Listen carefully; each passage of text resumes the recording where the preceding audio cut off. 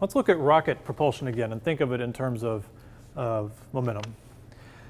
So we talked about it before. You may recall we showed a bottle rocket flying across the amphitheater before, and we talked about how a rocket, this is really the only way a rocket can move in space, because it has nothing to push against. There's nothing to push with friction like when you walk.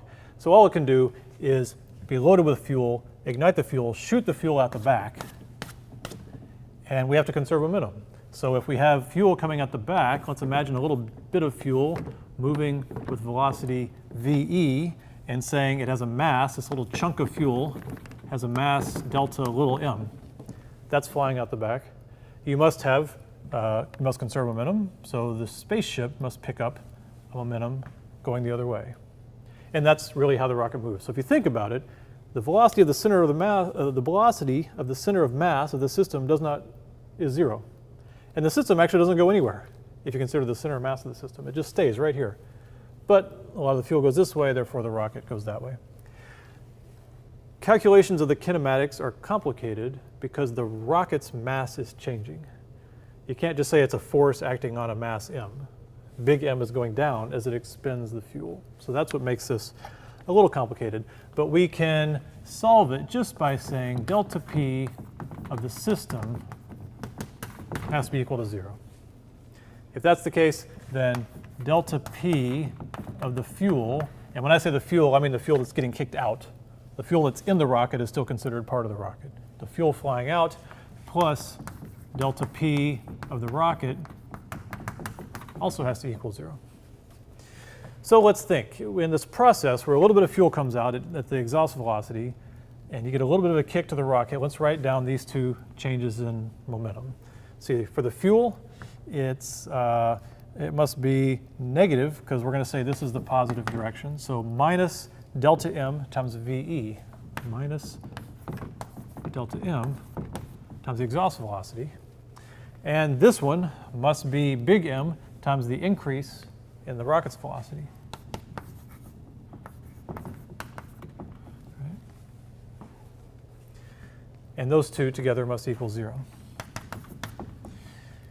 So we want to do two things in this equation to be able to work with it. We want to switch to differentials. So let's go from delta to d.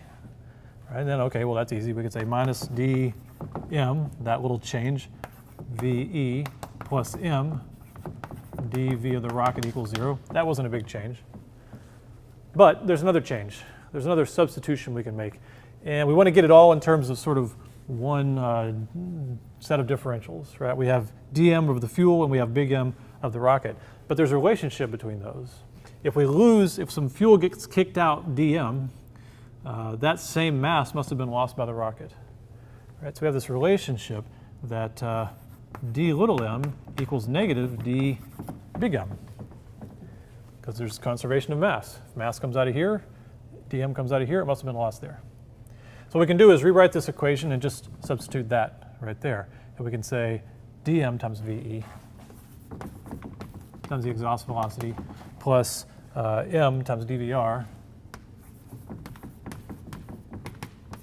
equals 0. And now this is getting down to an equation that we can actually integrate and solve. Right? So what we're going to do is get all our derivatives on the other side of each other. So let's get dvr by itself. Right? This is the one we really want to know, is how fast is it going to go. dvr equals minus, and what will we end up with? VE on the other side, m over dm. dm over m. There we go. Right. And now we just do this trick where we integrate both sides between some limits, right? So there we go. And we're integrating from, say, VI to VF. I'll give up the big R as a subscript. And the mass is going to go from some initial mass to some final mass, some change in mass. All right, so integral of dVr is just VR. All right, so we apply that, the final rocket velocity minus the initial rocket velocity, R final minus R initial. And then the integral of that is the natural log of the mass. Remember, the mass is a function in time. The mass is changing. Right. So minus VE times the natural log of the final mass over the initial mass, if you remember how to do that. Right. Natural log of m evaluated from mf minus mi. And what we see that's really as far as we need to take that. This is what we need to know, is how much of a change in velocity you have for the rocket. The increase in speed depends on several things. So if you want the rocket to go fast,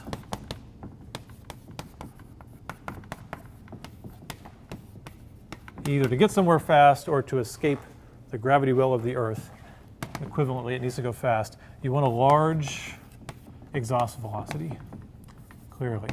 So the faster that exhaust blows out the back, the faster your rocket will go, and that's why they're big chemical explosions. The other thing is you want a large MF to MI ratio.